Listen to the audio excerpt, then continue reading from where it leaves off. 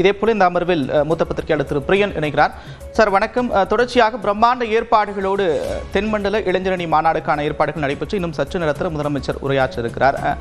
குறிப்பாக தேர்தல் ஆண்டுல இளைஞரணிக்கு மிக முக்கியத்துவம் கொடுக்கப்படுறதா பார்க்க முடியுதா? இந்த மாநாடு மூலமாக அல்லது இந்த ஆண்டு இந்த தேர்தல் மூலமாக திமுகவை இளைஞரனிடம் ஒப்படைக்கக்கூடிய அந்த இடத்திற்கு திமுக நகர்ந்திருக்கிறது அப்படின்னு புரிஞ்சுக்கலாமா? அதாவது பெரும்பாலானோட பார்வை எப்படி இருக்குன்னா, விஜய் அரசியலுக்கு வந்த பிறகுதான் திமுக வந்து இளைஞர்கள் மேல ஒரு தனி கவனம் செலுத்துறாங்க அப்படின்ற மாதிரியான ஒரு பார்வை இருக்கு. ஆக்சுவலா அது சரியான பார்வை கிடையாது. 2019 தேர்தலுக்கு முன்னாடியே உதயநிதி திமுகவில் இணைந்து பணியாற்றிய பிறகு கூட அதுக்கப்புறம் தொடர்ந்து பாத்தீங்கன்னா அவர் இளைஞரணி செயலாளரா நியமிக்கப்பட்ட பின்னர் இப்போ ஜென்ராம் சார் சொன்ன பல விஷயங்கள் நடந்திருக்காங்க. ஆக்சுவலா இளைஞரணியில நடந்திருக்கு. அது நான் மறுபடியும் ரிப்பீட் பண்ண வேண்டிய அவசியம் இல்லை. அதாவது அதுல அடிப்படையான ஒரு விஷயம் என்னன்னா, திமுகவை வந்து இந்த கான்டெம்பரரியா சமகாலத்துக்கு அந்த இளைஞர்களை சமகாலத்து அரசியலுக்கு கொண்டு வரணும்ன்ற ஒரு விஷயத்துலதான் அவங்க இறங்கி செயல்படுறாங்க. எதிர்காலத்துல அவங்களை வந்து நன்றாக ஒரு அரசியல் மையப்படுத்தப்பட்ட ஒரு தொண்டர்களா உருவாக்கணும்ன்றதான் நோக்கமா இருக்கு ஆக்சுவலா. அதனாலதான் வந்து எழுத்து போன்ற விஷயங்கள், பேச்சு போன்ற விஷயங்கள் எல்லாம், படித்தல் போன்ற விஷயங்கள் எல்லாம் ரொம்ப கவனம் செலுத்துறதை நம்ம பாக்குறோம். இது வந்து அடிப்படையில வந்து திராவிட இயக்க கொள்கைகளை இளைஞர்களுக்கு கொண்டு போனா இன்னும் ஒரு பல பத்தாண்டுகளுக்கு வந்து அது வந்து அந்த இளைஞர்களை எக்யூப் பண்ணி எதிர்காலத்துல மொழிக்கு ஆபத்தானாலும் சரி, இனத்துக்கு ஆபத்தானாலும் சரி, அதை தடுக்கிற ஒரு கேடயமாக அவர்கள் இருப்பார்கள் என்ற நம்பிக்கையில் உருவாக்கப்பட்ட இளைஞர்களா இதை நான் பார்க்கிறேன். இவர்களை நான் பார்க்கிறேன். அது திமுகவுடைய டெம்ப்ளேட்டாகவும் இருக்கலாம்.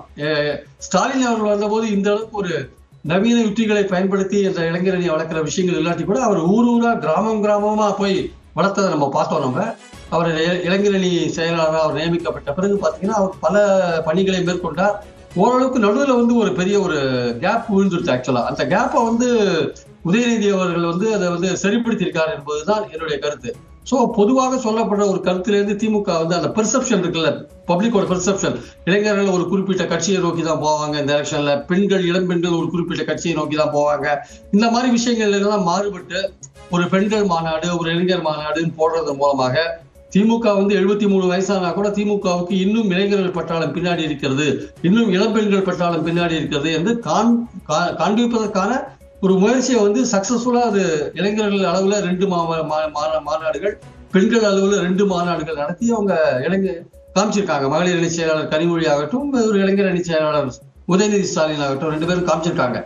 பட் இது எந்த அளவுக்கு இவங்களுக்கு தேர்தலில் உதவும் அப்படின்னா அதுலயும் ஒரு நுணுக்கமான விஷயங்கள் இருக்கு. இவர்கள் வந்து வார்டு லெவல் அளவுக்கு, பூத் லெவல் அளவுக்கு பொறுப்பாளர்களா போட்டிருக்காங்க. நீங்க கடந்த சில மாதங்களுக்கு முன்பு கட்சி பத்திரிகையான முரசொலியை பார்த்தீங்கன்னா தெரியும். அதுல கட்சியோட 73 மாவட்டங்கள்ல போடப்பட்ட நிர்வாகிகளோட இளைஞரணி நிர்வாகிகள் பட்டியல் வந்தது.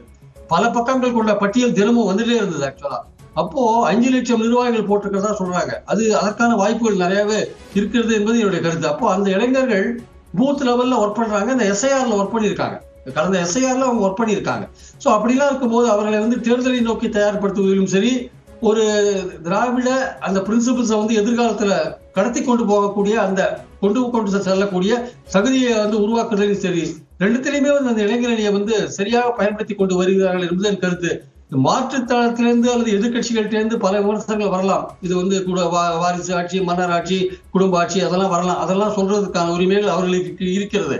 ஆனால் இந்த கட்சி மட்டத்துல பாத்தீங்கன்னா இந்த கட்சியை வந்து எதிர்காலத்துக்கு கொண்டு செல்லக்கூடிய அளவுக்கு அந்த கட்சியை அடிமட்டத்துல, இளைஞரணி மட்டத்துல வலுப்படுத்தி இருக்கிறார் உதயநிதி என்பதில் எந்த விதமான கருத்து வேறுபாடும் கிடையாது. அந்த கட்சி வந்து அவரை முழுசா ஏத்துக்குது. அதுதான் இங்க முக்கியமான பாயிண்ட். எதிர்கட்சிகள் யார் என்ன வேணா விமர்சிக்கலாம், குடும்ப ஆட்சி சொல்லலாம், மன்னர் ஆட்சி சொல்லலாம், பக்கத்திலேயே வந்து வாரிசுகளை வச்சிருந்து பிரதமர் பேசலாம், பல விஷயங்கள் பேசலாம், அது வேற விஷயம். ஆனால் அடிப்படை கட்டுமானங்களை இந்த அளவுக்கு யாராவது அந்த கட்சியை அந்த வாரிசுகள் வளர்த்திருக்கிறார்களா, வேற ஒரு கட்சிகள்ல இருக்கிற வாரிசுகள் இந்த அளவுக்கு கட்டுமானங்களை வளர்த்திருக்கிறார்களா என்பதை கொஞ்சம் வந்து யோசிச்சு பார்க்கணும், அட்லீஸ்ட் சிந்தித்து பார்க்கணும். இந்த அளவுக்கு ஒரு இளைஞர்கள் கூட்டத்தை கூட்டுறாரு, ஏற்கனவே திருவண்ணாமலையில கூட்டினாரு, அதே மாதிரி மகளிர் மாநாடு கொங்கு மண்டலத்துல கூட்டினாங்க, அதே மாதிரி இங்க திருச்சியில கூட்டினாங்க, அங்கெல்லாம் கூடிய அளவுக்கு. ஏன்னா இந்த ஆட்சியுடைய பின்பலமா இருக்கிறவங்க பெண்கள்னு முதல்வர் நம்புறாரு. ஆக்சுவலா அந்த பெண்கள் வந்து அவரை திமுகவை கைவிட மாட்டாங்கன்னு, இந்த எலெக்ஷன்ல கைவிட மாட்டாங்கன்னு அவர் நம்புறாரு. ஸோ பெண்களை திரட்டி தன்னுடைய அந்த சாலிடாரிட்டி அதை காமிக்கிறதுக்கான ஒரு முயற்சியா தான் இதெல்லாம் அவங்க கையில் எடுக்கிறாங்க. அதை பெண்களுக்கான உரிமையை கொடுக்கறதாகட்டும், அதை பிரேக்ஃபாஸ்ட் ஸ்கீம் ஆகட்டும், காலையில போடுற அந்த குழந்தைகளுக்கு போடுற பிரேக்ஃபாஸ்ட் ஆகட்டும், பஸ்ல பேருந்துல கட்டணம் இல்லா பயணம் ஆகட்டும், மகளிர் உதவித்தொகை ஆகட்டும், இந்த மாதிரி விஷயங்கள்ல பெண்களுக்கு நீங்க எக்ஸ்டெண்ட் பண்ற இந்த மாதிரி விஷயங்கள் மூலமாக ஏற்கனவே பாராளுமன்ற தேர்தலில் பெரும்பாலான ஒரு கணிசமான பெண்கள் ஆதரவு பெற்றுதான் அவங்க 39 தொகுதிகளில் வெற்றி பெற்றாங்க. சோ அந்த பெண்கள் ஆதரவை தொடர்ந்து தக்க வைத்துக் கொள்ள வேண்டும் அப்படின்ற ஒரு முயற்சியும் திமுக தெரியுது. இளைஞர்கள் ஆதரவு மட்டுமல்ல, பெண்களுடைய ஆதரவையும் தக்க வைத்துக் கொள்ள வேண்டும் என்கிற முயற்சி தெரியறதை நம்ம பாக்குறோம். சோ இந்த சூழல்ல தான் அந்த வரப்போற தேர்தலை முன்னிட்டு இவங்களுடைய பங்களிப்பு என்பது, இளைஞரணியின் பங்களிப்பு என்பது இன்னும் முக்கியத்துவம் பெறுகிறத பாக்குறோம் நம்ம. ஏன்னா களப்பணி என்பது ரொம்ப ரொம்ப முக்கியம். அதுவும் களப்பணினா தேர்தல் காலத்துல, தேர்தலை ஒட்டி, தேர்தலுக்கு 2-3 நாட்கள் முன்பாக அல்லது தேர்தல் அன்று நீங்க செய்யற களப்பணி தான் நீங்க உங்களுடைய அறுவடை செய்த பயிர்களை களத்து மேட்டுக்கு கொண்டு வரும்ன்ற மாதிரி. அப்பதான் உங்க வாக்கு வங்கியை நீங்க ஓட்டுச்சாவடியை கொண்டு சேர்க்க முடியும். நீங்க அதற்கான களப்பணியை இந்த இளைஞர்களை செய்கிறது என்பது முக்கியமான விஷயம்.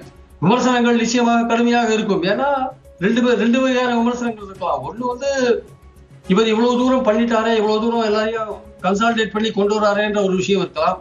ரெண்டாவது இளைஞர்கள் உதயநிதி பின்னாடி ஒரு எழுச்சியா வர்றாங்களே அப்படின்ற ஒரு எண்ணம் கூட இருக்கலாம். சோ மாற்றுக் கட்சியினருக்கு பல்வேறு அபிப்பிராயங்கள் இருக்கலாம். ஆனால் ஒரு விஷயத்துல மாற்றுக் கட்சியினர் இதை உற்று நோக்க வேண்டிய அவசியம் இருக்கிறது. இளைஞர்கள் திரண்டு வருகிறார்கள், வேறொரு கட்சிக்கு தான் இளைஞர்கள் போவார்கள் என்கிற ஒரு பேச்சு பொதுவாக பரவலாக இருந்த நிலையில் இங்கு இளைஞர்கள் திரண்டு வந்திருக்கிறார்கள் என்பது ஒரு முக்கியமான செய்தியாக திமுக கன்வே பண்றதை நம்ம பாக்குறோம். நம்ம நிச்சயமாக தொடர்ந்து பேசலாம் திரு